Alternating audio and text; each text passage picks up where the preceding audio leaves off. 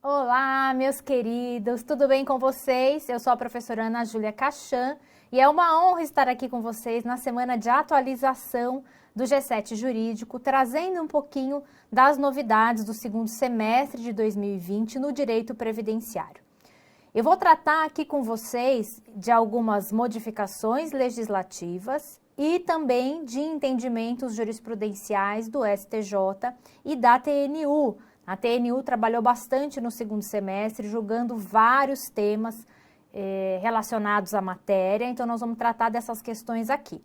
As jurisprudências e as novidades do STF serão tratadas pelo professor Frederico Amado, que também vai disponibilizar uma aula exclusivamente falando das novidades do STF, que julgou recentemente o direito à pensão por morte nas uniões estáveis concomitantes, enfim, tem bastante novidade do STF também em direito previdenciário. Muito bem, a gente passa por um momento em que o direito previdenciário, a reforma da Previdência, completa um ano, né? Então, em 13 de novembro de 2019, veio a emenda 103 de 2019 e hoje estamos falando aí já há mais de um ano da reforma da Previdência Social. Então, isso é preciso ser ressaltado aqui, porque muitos dos entendimentos jurisprudenciais que nós vamos tratar, eles são firmados com base num contexto legislativo diferente do contexto legislativo que a gente tem hoje. Muitos dos entendimentos são anteriores, né, tem base, fundamento anterior à reforma da Previdência Social. Então, a gente precisa acompanhar de que modo a jurisprudência vai evoluir no momento em que se fizer essa adaptação a esse novo momento que a gente vive, a essa Previdência pós-reforma, pós-emenda 103. Perfeito? Muito bem. Vamos lá, então, para falar, num primeiro momento, de alteração legislativa. O que é que nós temos para falar de alteração legislativa? Olhem só, este decreto 10491 de 2020, que na verdade, gente, ele altera o decreto 10.410 de 2020, opa, que faltou um aqui, que mexe no decreto 3.048 de 99. Que bagunça, né? O que acontece é o seguinte, nós tivemos em julho de 2020 a edição do decreto 10.410 de 2020, que teve por finalidade adaptar, adequar o decreto 3.048 de 99, que é o regulamento da Previdência Social, às novas modificações trazidas não só pela reforma, não só pela emenda 103, mas também por outras legislações. Alterações que desde 2015 vinham sendo feitas, mas que não estavam ainda no decreto 3.048. Então, o 10.410, ele veio e trouxe, né, a redação do 3.048, essas modificações. Acontece que, talvez por algumas imprecisões ou por algumas questões que não foram bem pontuadas no decreto 10.410, nós temos já em setembro de 2020 uma alteração, é a alteração da alteração, né? Porque o decreto 10.410, ele vem para modificar o 3.048 e depois o 10.491 vem modificando, revogando algumas disposições do 10.410 e alterando a redação. Tudo isso, então, adequando este contexto normativo à reforma da Previdência Social, com muita crítica, porque em alguns momentos o decreto extrapola os limites de decreto regulamentar, em alguns momentos ele regulamenta a própria norma constitucional e não a lei. Voltando um pouquinho, nós temos como base legislativa do estudo do direito previdenciário, além da Constituição Federal, lá do 194 ao 204, pensando no regime geral de previdência, nós temos do 194 ao 204 da Constituição Federal e depois a Lei 8.212, que é o custeio, a 8.213, que é o plano de benefícios, e o Decreto 3.048, que é o regulamento da Previdência Social. Este é o decreto que sofre alteração pelo 10.410 para adequação às normas posteriores, né, para adequação a muitas mudanças legislativas que aconteceram principalmente depois de 2015. Muito bem.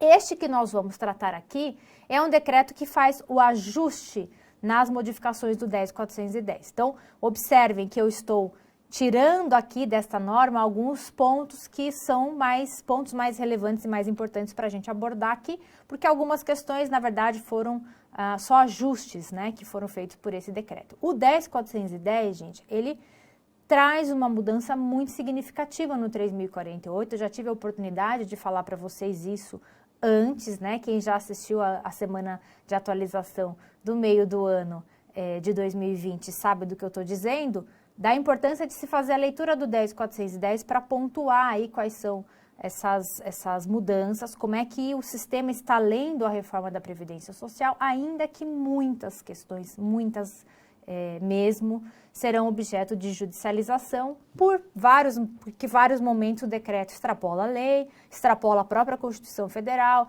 extrapola o seu poder de decreto regulamentar, né? E isso vai, obviamente, gerar muita demanda. Perfeito? Olha só o 10.491, quando ele traz essas alterações, ele vem e faz uma mudança lá no artigo 13.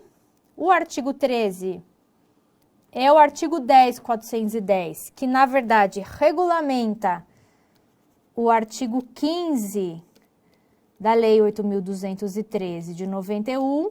Então, percebam, eu deixei aqui o inciso primeiro só para a gente ter essa boa noção da situação. Ó, o que ele fez? Ele veio e alterou a redação para adequação à modificação legislativa. O inciso primeiro, por exemplo, ele veio, o 10.410, e incluiu, ó, exceto na hipótese de auxílio acidente.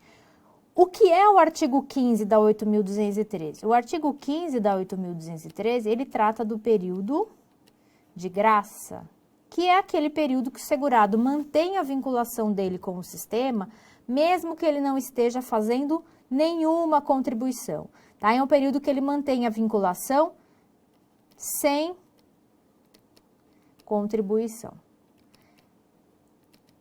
Até esta leizinha aqui, ó, vamos fazer a anotação dela, porque isso é importante. Até a Lei 13.846 de 2019, todos os benefícios previdenciários mantinham a qualidade de segurado sem limite de prazo, o que significava dizer que, se eu tivesse recebendo qualquer benefício previdenciário, inclusive o auxílio acidente, durante o período de percepção do benefício, eu mantenho a minha vinculação com o sistema. Se eu estou aposentado, por exemplo, por tempo de contribuição, por idade, na regra anterior à reforma, eu não estou trabalhando, eu não estou mais contribuindo para o sistema de previdência social. Eu não faço contribuições nos benefícios.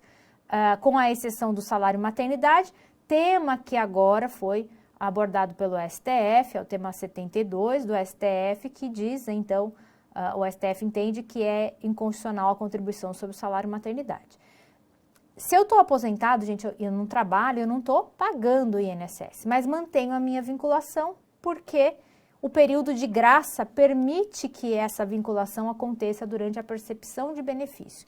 Se eu morro, então, recebendo uma aposentadoria sem contribuir, eu vou gerar direito à pensão por morte, porque a minha vinculação com o sistema se dá em razão da percepção do benefício. Perfeito?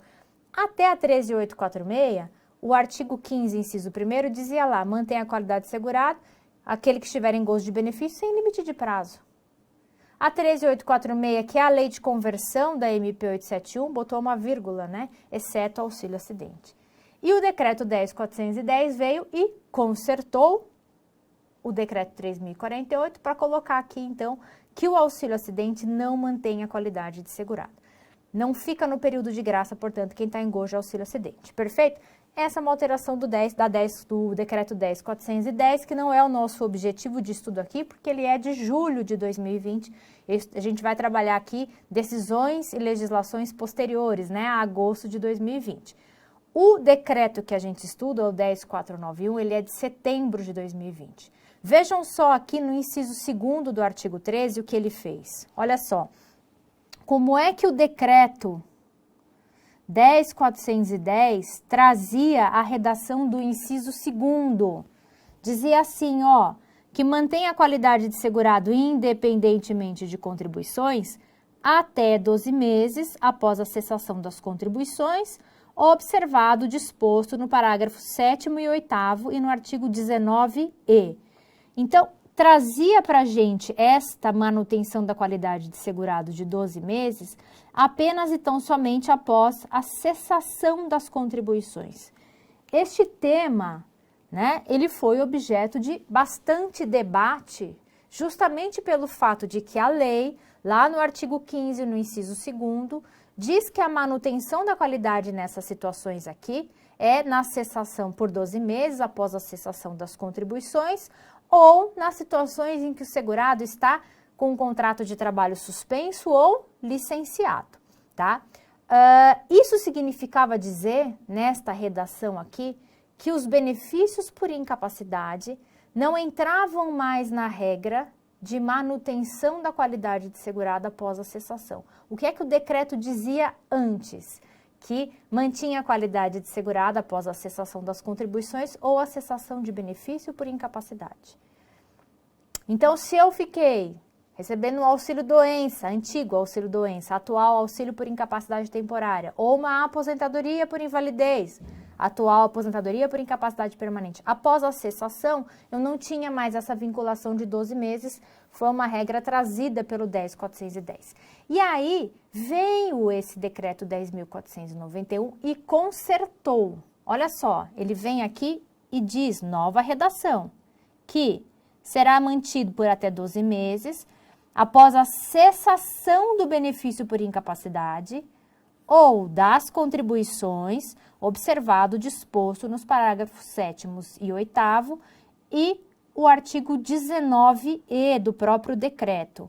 Então, vejam só, de julho até setembro, que é este intervalo entre as duas legislações, eu tinha um entendimento do decreto de que a cessação de um benefício por incapacidade não garantia ao segurado a manutenção desta sua vinculação com o sistema, mesmo sem pagar, mesmo sem contribuir, após a cessação do benefício por incapacidade. Com a correção trazida pelo 10.491, eu volto a manter a minha vinculação após a cessação de um benefício por incapacidade. Perfeito? Lembrando que, né, o artigo sempre vai fazer referência à situação de que as contribuições para gerarem vinculação com o sistema precisam respeitar o mínimo. Salário mínimo para individual e facultativo e salário de contribuição mínimo, que é associado ao piso da categoria para as demais categorias de segurado. Essa é uma alteração da reforma da Previdência.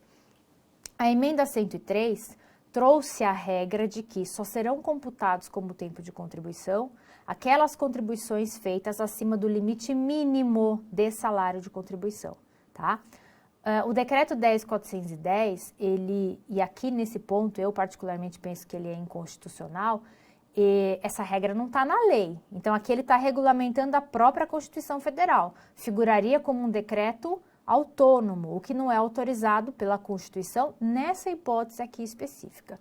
O que é que o decreto 10.410 faz lá no 19 para frente? Trazendo essa redação aí para o decreto 3.048. Ele vai dizer assim, as contribuições abaixo do mínimo, do salário de contribuição mínimo, tá? Não é só salário mínimo, eu tenho que pensar no mínimo de salário de contribuição para cada categoria contributiva.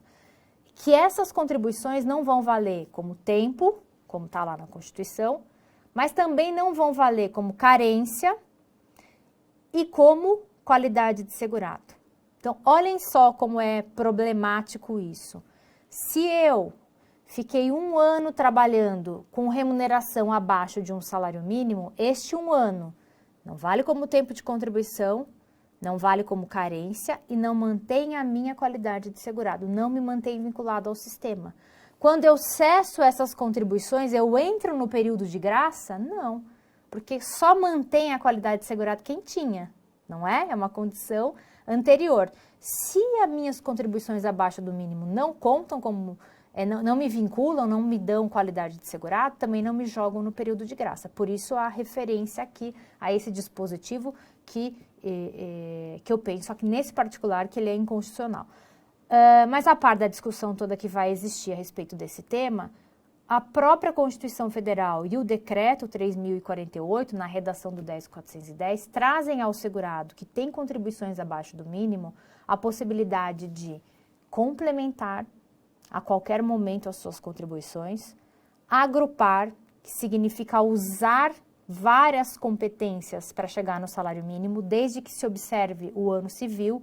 Então, eu só posso agrupar competências do mesmo ano civil e eu posso ainda utilizar o excedente de uma contribuição que eu fiz mais, né, que eu fiz a mais, que eu fiz acima do mínimo, para juntar, né, aquele excedente numa contribuição que eu fiz abaixo, nessa hipótese também observando o mesmo ano civil.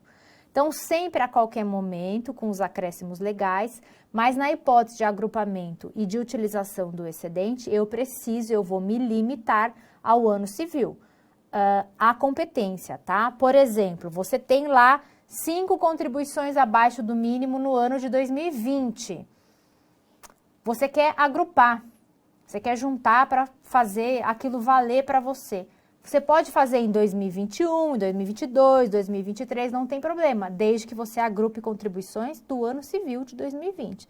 Você não vai agrupar uma contribuição de 2020 com uma contribuição de 2021. Isso é limitado, né? É limitar a hipótese de verificação dentro do ano civil, perfeito? Então, novidade do Decreto 10.491, o auxílio doença, a aposentadoria por invalidez voltam a valer para fins de início dos 12 meses de manutenção da vinculação ao sistema, de início de contagem desse chamado período de graça. Perfeito? Muito bem. Vamos adiante, tá? O dispositivo está cortado aqui, gente, porque eu não vou falar o artigo 13 nem o 15 inteiro, nós vamos só para as alterações. Próxima alteração trazida pelo Decreto 10.491, tá? Já que eu deixar registrado aqui, que ele é de setembro de 2020, só para ficar o registro. O valor da aposentadoria programada corresponderá a 60% do salário de benefício definido na forma do artigo 32, com acréscimo de 2 pontos percentuais para cada ano de contribuição que exceder o tempo de 20 anos para os homens ou de 15 anos de contribuição para as mulheres. Nesta redação trazida pelo Decreto 10.491, gente, houve só uma correção de um problema, porque não tinha a expressão ano. O artigo 53 dizia que a gente ia aumentar 2 pontos percentuais para cada contribuição. Vejam que foi um erro de redação do dispositivo. A Constituição Federal é clara, né, ao estabelecer novos critérios de cálculo de benefício. Eu tenho agora uma média, que é o que a gente chama de salário de benefício, de 100%, tá? 100% de todo o período contributivo ou de julho de 94, dependendo da data de ingresso do segurado no sistema. Como era antes da reforma? 80% da média, tá? 80% dos salários. Eu eliminava 20% dos salários menores para fins de obter a minha média contributiva. Sobre a média contributiva vai incidir o coeficiente que a reforma da Previdência, a emenda 103 de 2019, estabeleceu como regra 60% mais 2% por cada ano que passe 20 para o homem e 15 para a mulher. Essa regra vale para todas as aposentadorias, inclusive para a aposentadoria por invalidez, né, que é a atual por incapacidade permanente, que só não vai ser calculada desta maneira aqui quando for acidentária, quando for decorrente de um acidente de trabalho, porque aí eu teria um benefício de 100%. Perfeito? Então, se eu tenho um homem que vai aposentar por incapacidade permanente, não é acidente de trabalho, eu preciso saber quantos anos de contribuição ele tem. Se ele tiver, por exemplo, 18 anos de contribuição, como é que eu vou calcular? 60% da média. Por quê? Porque ele não tem nenhum ano a mais de 20. Na verdade, ele não tem nem 20. Portanto, ele não tem acréscimo. Muda muito, né? Muda muito porque antes da reforma, a aposentadoria por incapacidade permanente era um benefício calculado em 100%, independentemente de ser acidentário ou previdenciário, independentemente da incapacidade estar atrelada ao acidente de trabalho ou não. Então, essa é uma modificação substancial, porque eu posso ter uma aposentadoria por incapacidade permanente saindo de 60%. Quando o auxílio-doença, o auxílio por incapacidade temporária, que não foi alterado, sai de 91%. Tem um cálculo, né, o coeficiente dele é de 91%. Eu tenho um auxílio-doença maior que a aposentadoria por invalidez em determinadas situações, dependendo do histórico contributivo, tá? Este cálculo aqui, ele também vai impactar o cálculo da pensão por morte, porque se o segurado não era aposentado na data do óbito, eu uso a incapacidade, a aposentadoria por incapacidade como base para calcular a pensão por morte, perfeito? Aqui, então, a alteração do 10.491, reforçando, é apenas para corrigir uma impropriedade na redação do dispositivo, que é claro que a gente não ia acrescentar 2% para cada mês que ultrapassasse, né, para cada contribuição que ultrapassasse, e sim para cada ano. Perfeito? É uma adequação, porque essa é a redação da emenda 103, quando ela fala do novo critério de cálculo de aposentadoria. Bacana? Muito bem. Vamos aqui para a próxima.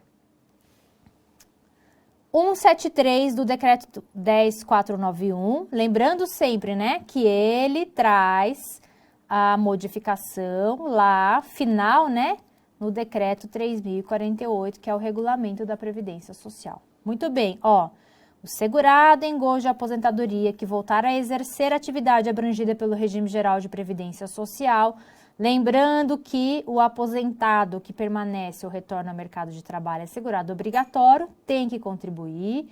O STF já considerou essa contribuição constitucional e já considerou também que não há direito à desaposentação. Perfeito? Então, tem que pagar, é constitucional e não tem direito à desaposentação, não tem direito a recalcular a uma nova aposentadoria com base nessas novas contribuições.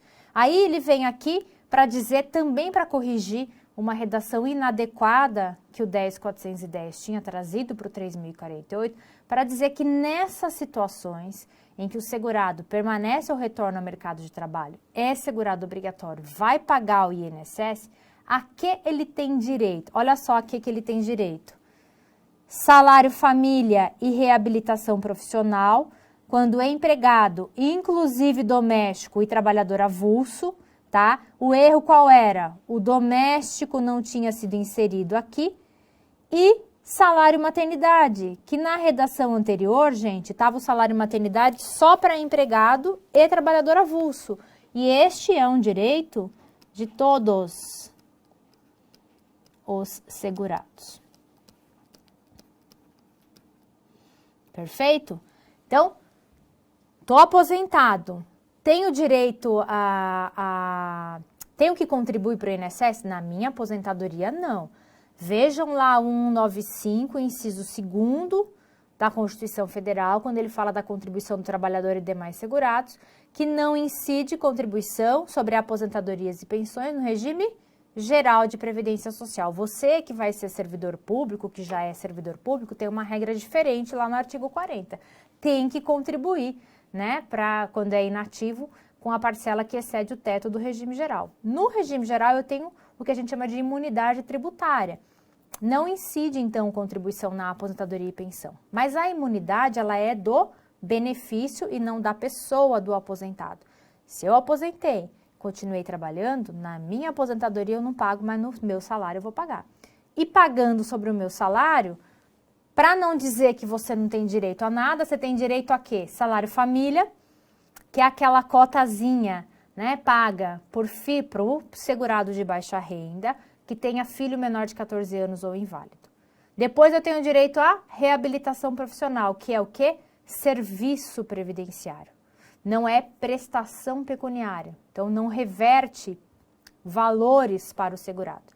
E aí tem o direito a que mais? Salário maternidade, em caso de parto, adoção, guarda para fins de adoção e aborto não criminoso. Tá ok? Então não dá para dizer que a gente não tem direito a nada, mas é como se fosse. essas contribuições que a gente faz posteriormente para o sistema, que foram julgadas constitucionais pelo STF, que julgou inclusive, né, contrariamente à tese da desaposentação, elas valem aqui em razão do princípio da solidariedade, da participação da sociedade como um todo, para garantia de que o sistema de previdência vai ficar financeiramente equilibrado.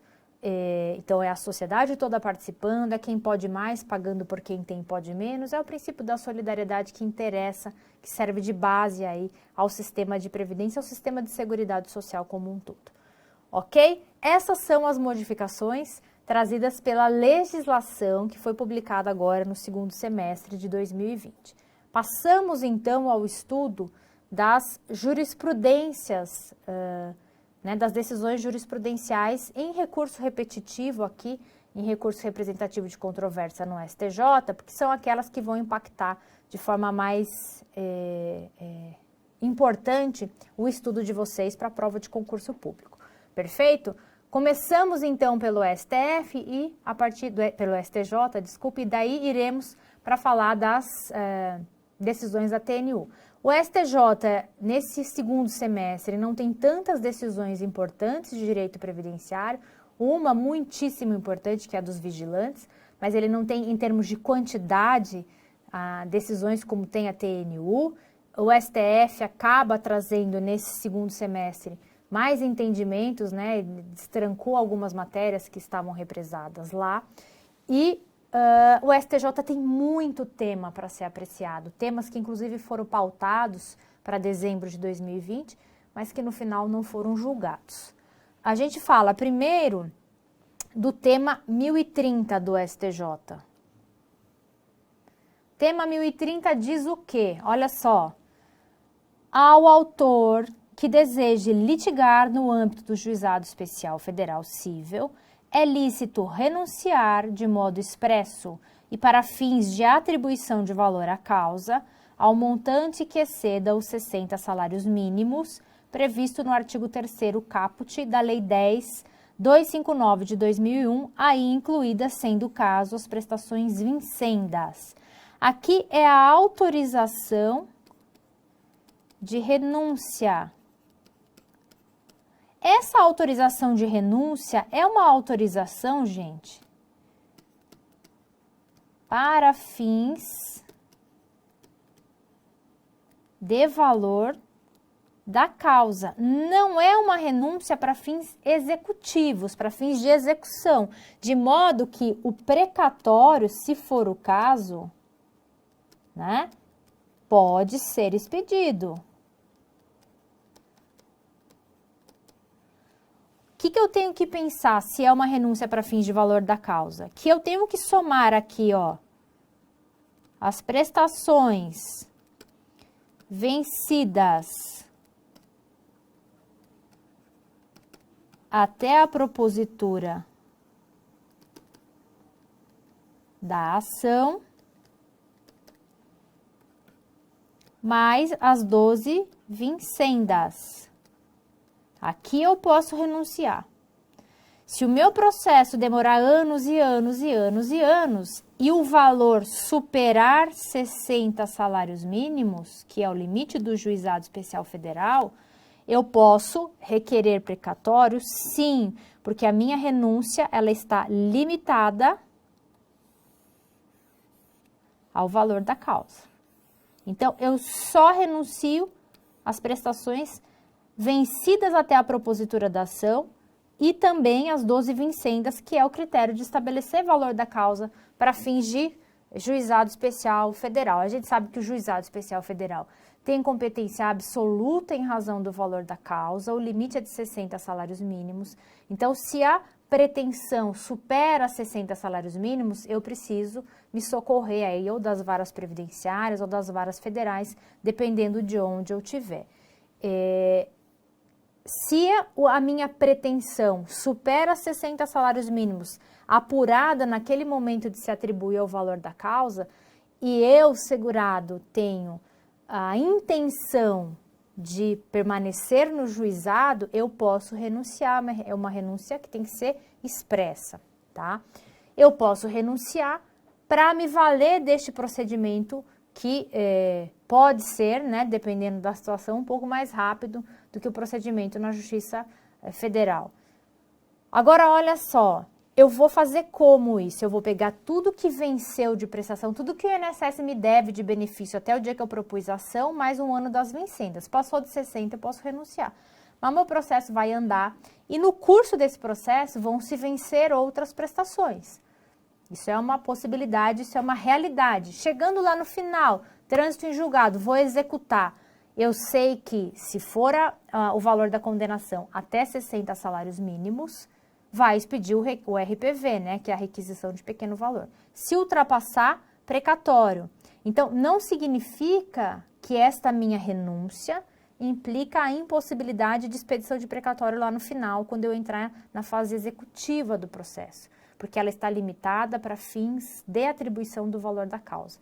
Tem decisão da TNU nesse sentido da possibilidade de expedição de precatório, se as prestações se venceram durante a ação, no curso da ação, mas no momento da propositura a pretensão não ultrapassava os 60 salários mínimos e agora se houve renúncia naquele momento, perfeito? Se eu renunciei, passou 5 mil, eu renunciei 5 mil, o sistema vai compensar lá na frente, perfeito? Então esse é o tema 1030 do STJ, que foi julgado agora no segundo semestre de 2020.